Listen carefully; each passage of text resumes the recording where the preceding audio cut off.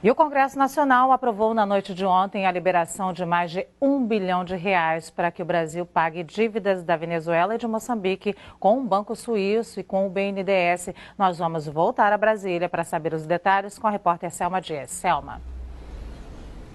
Luciano, olha, o governo brasileiro foi fiador desses empréstimos e como a Venezuela e Moçambique não pagaram a dívida no prazo definido, o Brasil vai ter que arcar com essa obrigação.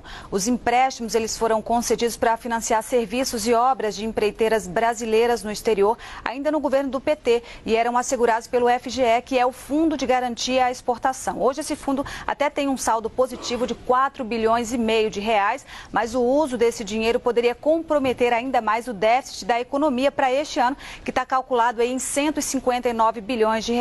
E aí, por isso, o governo teve que pedir esse auxílio do Congresso para liberar R$1,160 bilhões, dinheiro que vai reforçar o caixa do FGE e permitir que essa dívida seja honrada dentro do prazo, no caso, na próxima terça-feira. Esse recurso sairá do Fundo de Amparo ao Trabalhador, lá do Seguro-Desemprego. E aí, segundo os parlamentares, se o Brasil não cobrisse esse calote, poderia ferir a Lei de Responsabilidade Fiscal e até prejudicar a nossa imagem no mercado internacional. Luciana. Certo, muito obrigada, Selma.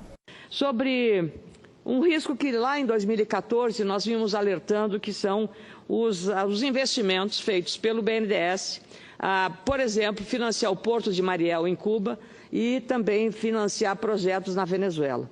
Nós estamos correndo o risco agora de um calote bem grande em relação não só a Cuba, porque o Porto de Mariel, no governo Lula e Dilma, os financiamentos brasileiros para Cuba saltaram naquele período de 90 milhões de dólares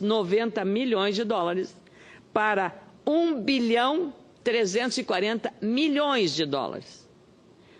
incluindo empréstimos do BNDES e também do Banco do Brasil. Como esses empréstimos são bancados pelo Tesouro Nacional, portanto, pela população brasileira, esse calote vai cair na conta de cada cidadão.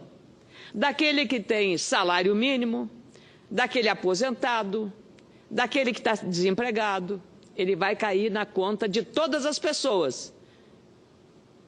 Porque é a sociedade que vai pagar, porque o Tesouro é de todos.